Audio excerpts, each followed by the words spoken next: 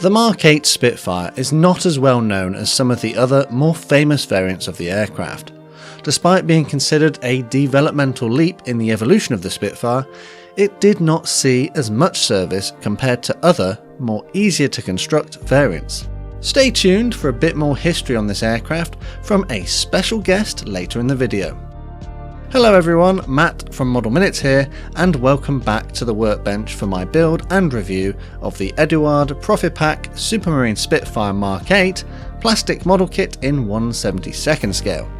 A model that may well be my best build yet.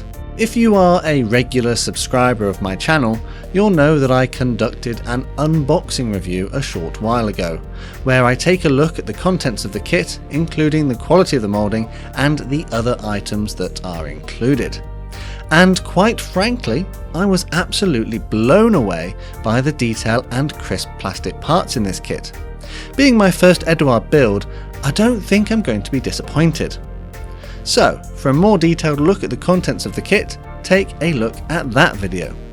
This time I will be focusing on how easy, or hard, it is to build and rounding off my review at the end. I'll pop a list of products I used during the construction of this kit on screen now to give you an idea of the colours you might want to get if you feel like building one of these for yourself. As always, a gentle reminder that when building model kits, care must be taken due to the use of sharp tools and toxic paints and chemicals.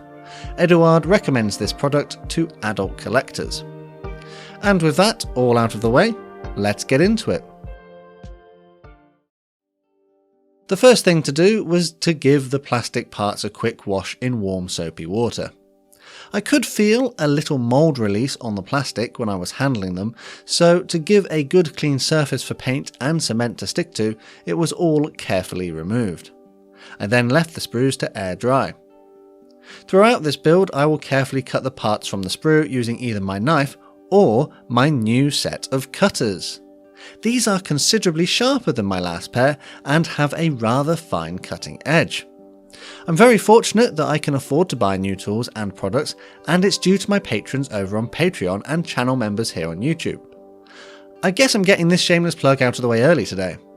A massive thanks to these guys on screen, and if you'd like to join them and receive extra benefits including early access to videos, take a look at the links in the description. Anyway, after the parts are cut off the sprue, any rough areas are sanded smooth. If there is any flash, I will also sand that off, but Eduard's moulding is fantastic, and you'd be hard pressed to find any. Tamiya Extra Thin Cement will be my glue of choice for this kit. I love the way it flows into those gaps and gives a strong bond, with that applicator brush in the lid making it really easy to apply it to the model. The pilot's chair comes in a number of parts, with the sides being cemented onto it. There are loads of small details in this kit. The only thing Eduard doesn't provide in the box is patience, and you will need some. With the chair done, it's time to add some of those photo etch parts which are included in this particular version of the kit. The plate behind the chair was glued in place using super glue. This big tube isn't ideal, and I really need something better for my next kit with PE parts, but I will persevere with it for now. The chair is then cemented to the floor of the cockpit. Hataka A025 interior grey-green was then sprayed onto this part. This is an airbrush ready paint and was used straight from the bottle. Whilst I had it loaded in my airbrush, I also painted as many of the other parts that needed this colour whilst they were still on the sprue. Vallejo black acrylic was thinned with a little water and then carefully brushed onto the padded area of the chair. Humbrol 62 matte leather acrylic was then used to paint the seat of the chair. This should really be a little more red, but I thought this was close enough at the time. This small photo etch control part was then superglued into place on the floor of the cockpit. Some parts of this build are really fiddly. A bit like this control column, which I painted off camera because it was just easier. I used Vallejo aluminium for the button at the top, and it was cemented into place on the cockpit floor. A small frame which fits behind the pilot in the cockpit has these two parts cemented together, Then a photo etch part is glued to the top. Vallejo aluminium is now going to be used to spray some of the internal areas of the cockpit walls as indicated on the instructions. I've already masked the areas that should remain green with some tape. With that done, I removed the tape, picked out some of the controls and panels on the walls in the Vallejo black, then brushed on a very thin wash of this black paint. I thinned it down with water. This is just to bring out some of those details. Tamiya XF19 Sky Grey was thinned with Tamiya X20A acrylic thinners and then carefully brushed onto the gas canisters. Whilst that is drying, it's time to have a go at those printed metal seatbelts. This is fiddly. I tried my best to get them positioned in the right place, but it felt like I needed about 6 pairs of hands to do everything at the same time. Bending, twisting, and holding them in place until the glue dried was a bit of effort, but I think I got there in the end. They do look better than decal seatbelts I've used in the past though. A pre-printed photo etch control panel is included in this kit, if you don't want to use the moulded plastic part.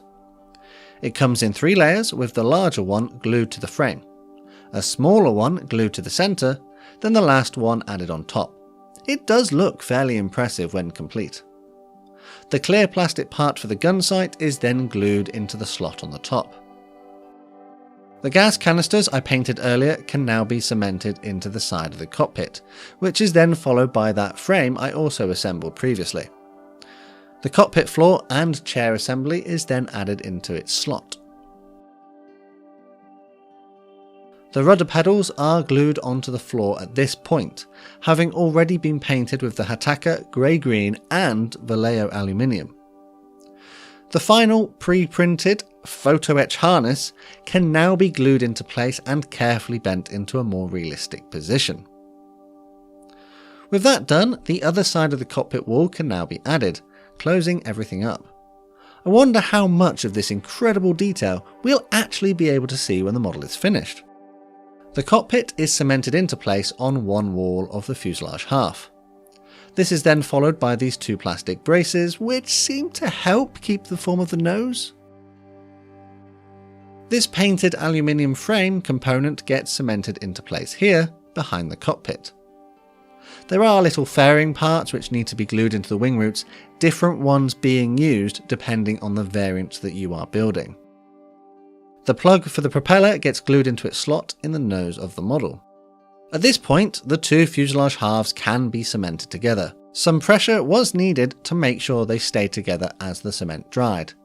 It's for parts like this where the Tamiya Extra Thin works its magic, running down and into all of those seams.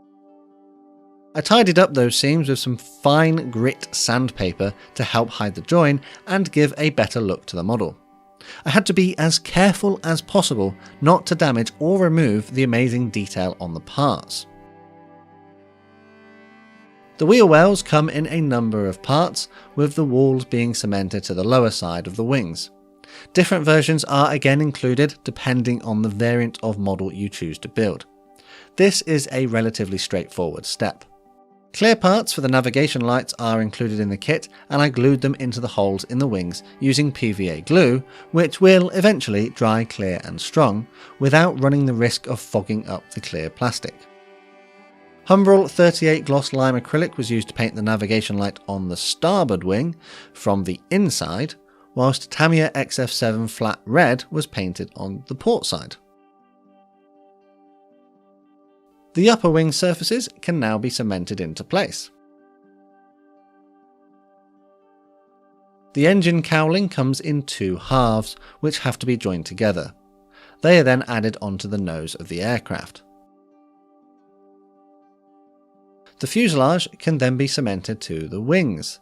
There is one thing to say about Eduard kits at this point, and that is the fit of the parts is absolutely fantastic. Everything so far has gone together really easily with a nice tight fit, but here it was a little too snug. I spent a little bit of time off camera wiggling it about to get it just right, but with some perseverance it is possible. The clipped wing tips are now added to the ends of the wings. Again, depending on which version you choose to build, there are normal and extended tips also in the box. The ailerons come as separate parts, and here is where I cement them into place. They were then followed by the horizontal tail surfaces. With that done, the rudder is also cemented onto the model. Again, make sure you pick the right one, as an alternative version is also included in the kit. The doors on the tailwheel bay are carefully glued on at this point. A photo etch grill is glued into the slot in one half of the chin air intake. The second half can then be glued onto the first. This assembly was then also added to the model. More photo etch grills are glued onto the mounts in the underwing air intakes. The sides of the air intakes are then added, with the top being glued on afterwards. The exhaust flap can be positioned in a more open or closed location, with a small moulded pin being removed to display them closed. I opted to leave them in the open position. This small component is glued into the hole in the top of the fuselage, and the aerial mast is then cemented into the slot here. Being a universal wing, parts are included to represent the various armaments the aircraft could carry. Mine required the outer cannons to be blanked off and the barrel cemented to the inner position. Now it's time to start masking. Eduard included some pre-cut masks for the clear parts in this profipack version, and although still a little fiddly to get in the right position, they were certainly easier than making my own. I simply peeled the correct ones off the backing paper and applied them to the plastic parts. With that done, I placed the clear parts on the model and held them in place with a tiny amount of Tamiya Extra Thin.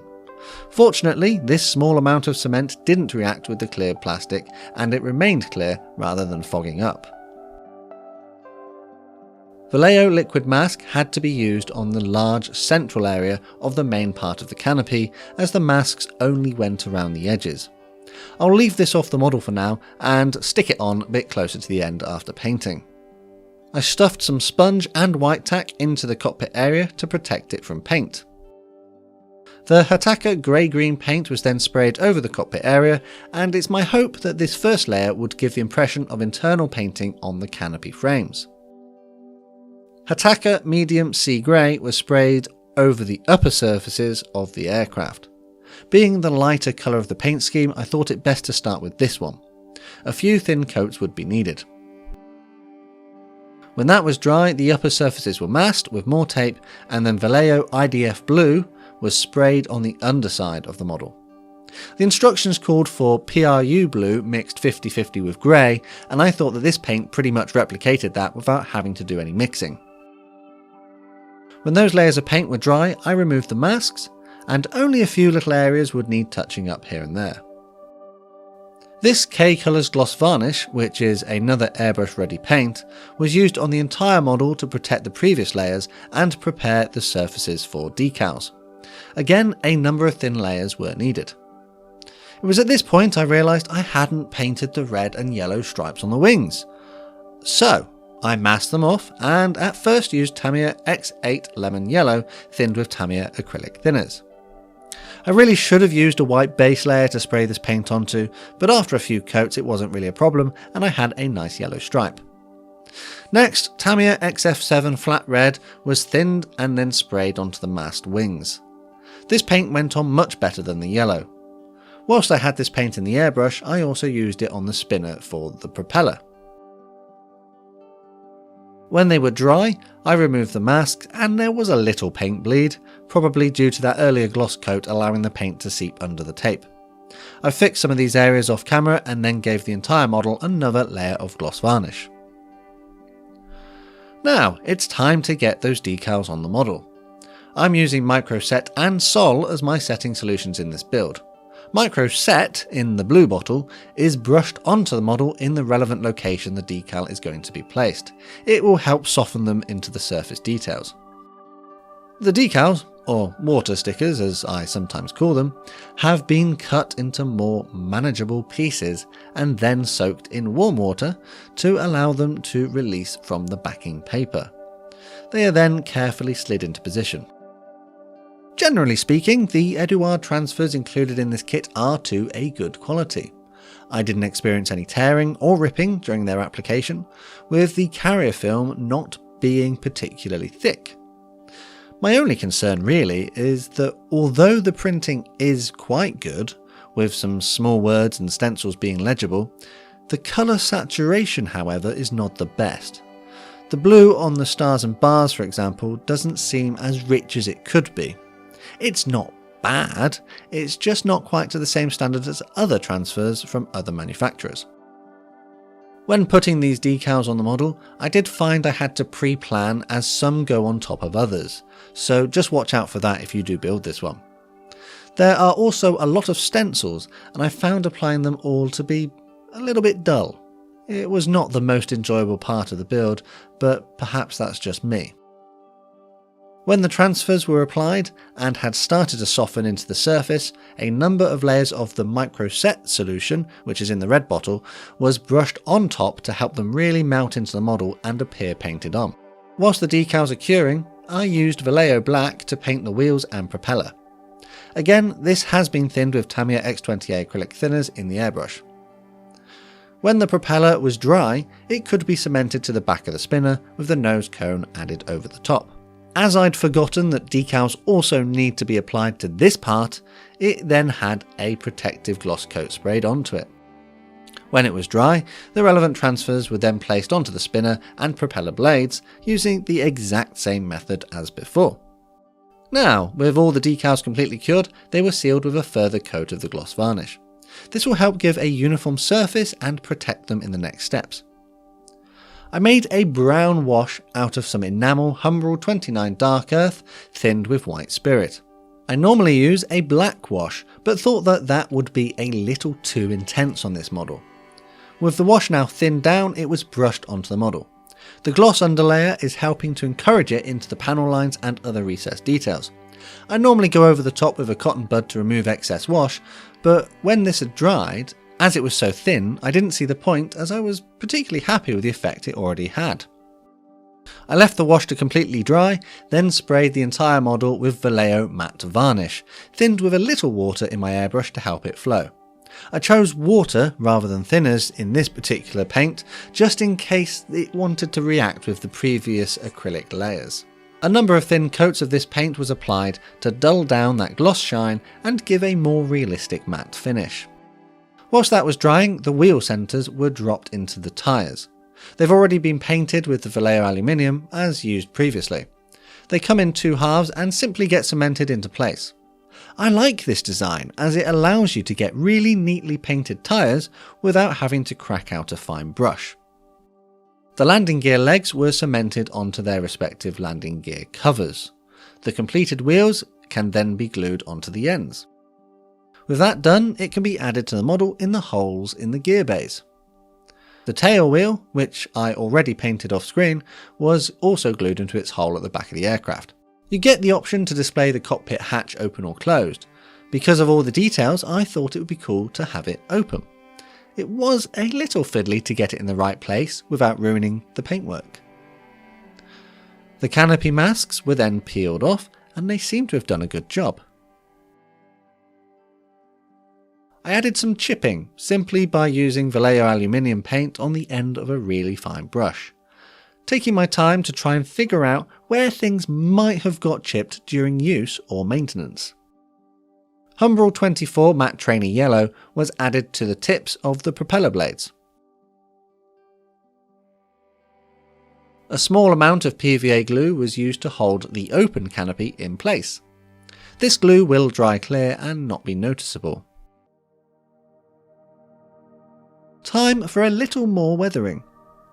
Some brown and black soft pastel dust was mixed together and then carefully brushed onto the model where exhaust or oil streaks might be present.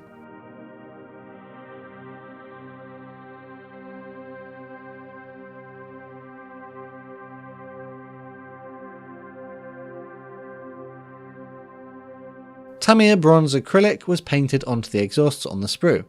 They already had a base layer of aluminium which I applied earlier, and the bronze will dull this down. I'm not too fussed about making it a perfectly uniform colour though.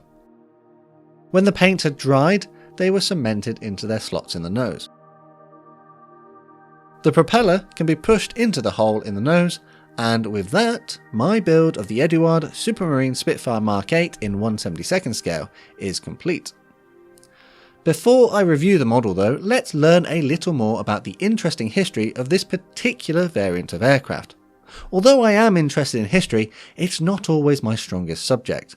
So to really do this topic justice, I thought it would be a great idea to see if I could get a real history buff to help me out. To this end, I'd like to welcome Ed from Ed Nash's Military Matters to take the wheel. Over to you, Ed. Firstly, thanks to Matt for inviting me on to talk a little about an interesting aircraft and its rather fascinating and not well known service with the United States.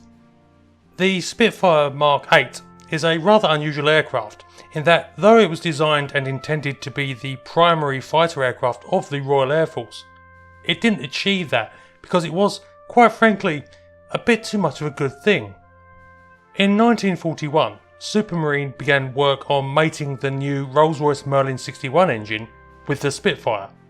This power plant promised considerable improvements over the Merlin 45 that was used in the Spitfire Mark V's, then the main fighter aircraft in service with the RAF.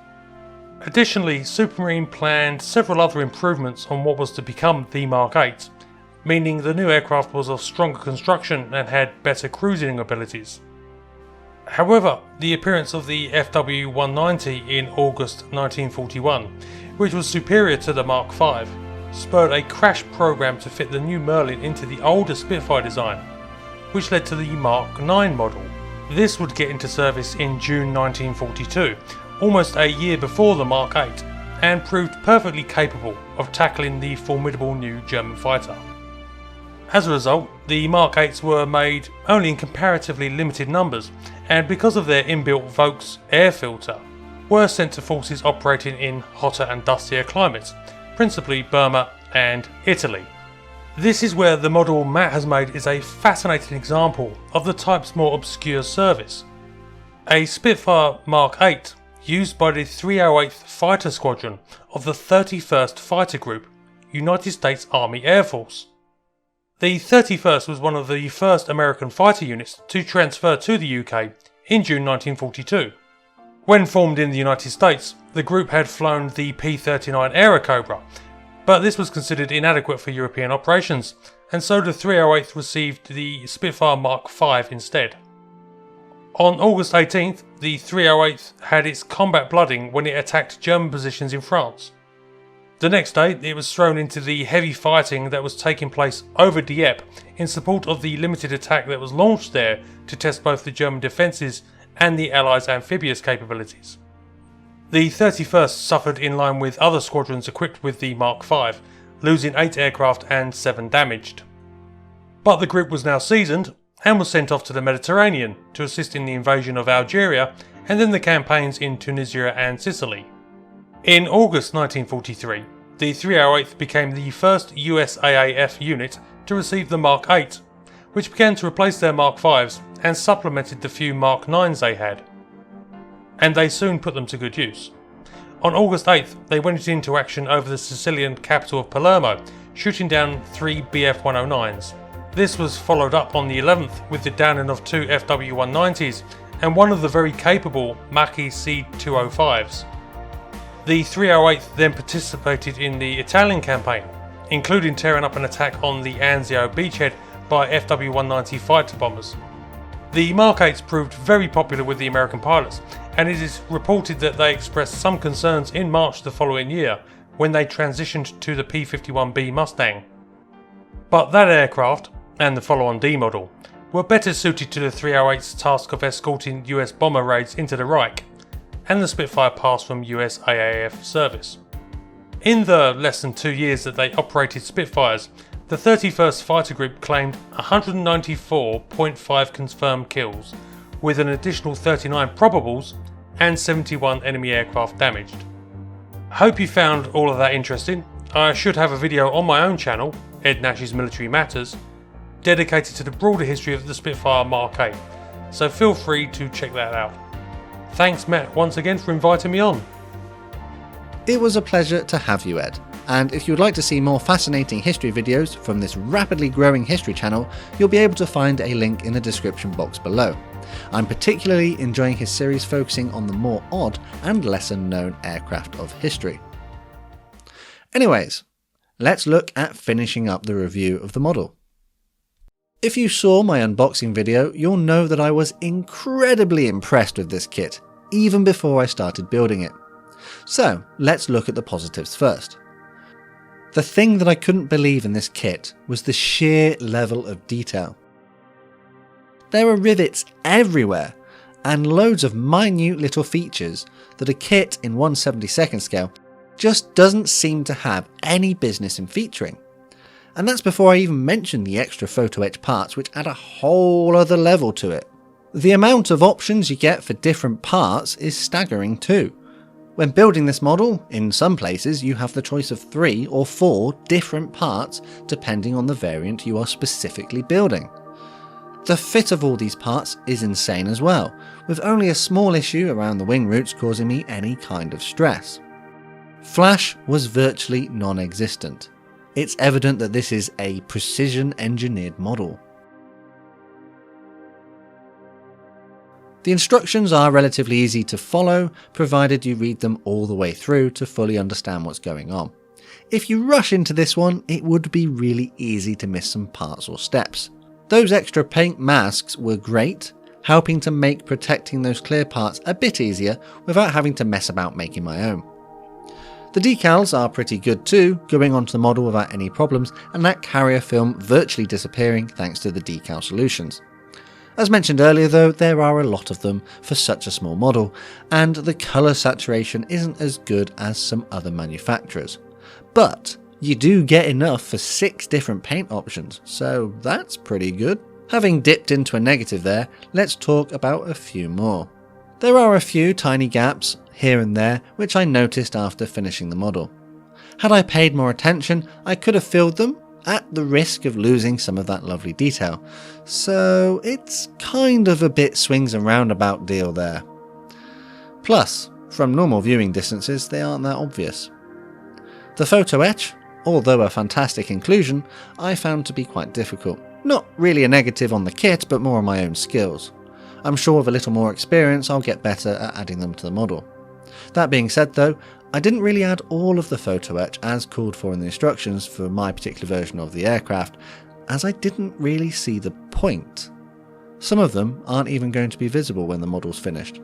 But that's pretty much it on the negative side, and I'm really digging to find something bad to say about this model. Going on a slight tangent here, being my first time using the Hataka range of paints and some of the other Vallejo paints, I'm pretty pleased with the results these products give, and I'll certainly look at using some more of these in the future.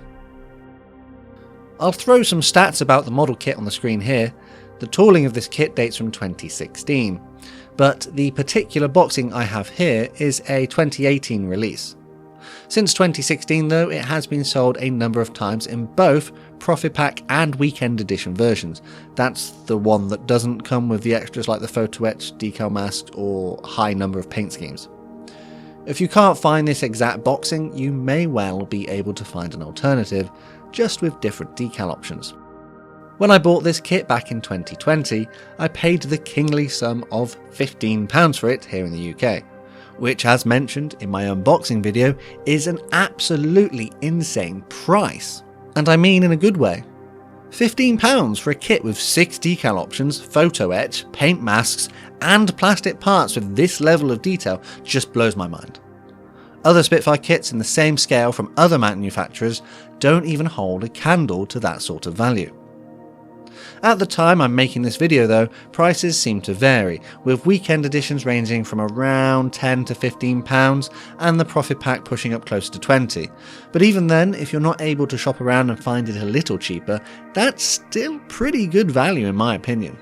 And with that, I think it's time to round this review off.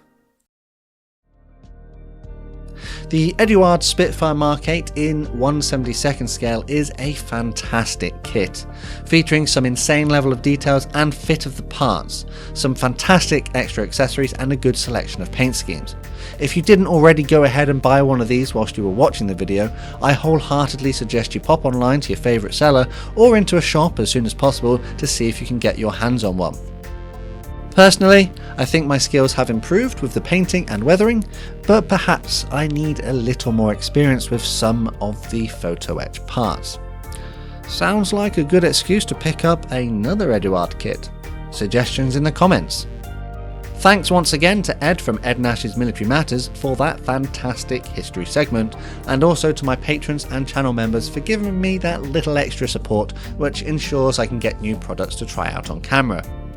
Links in the description box if you'd like to know more, and whilst you're down there you'll find more links to connect with me on social media. Please consider subscribing with notifications on so you don't miss any future uploads, and feel free to leave a comment letting me know what you think of my build, or any suggestions for topics you'd like to see covered soon. Finally, a massive thank you to all of you for watching, and I'll see you on the workbench again next time.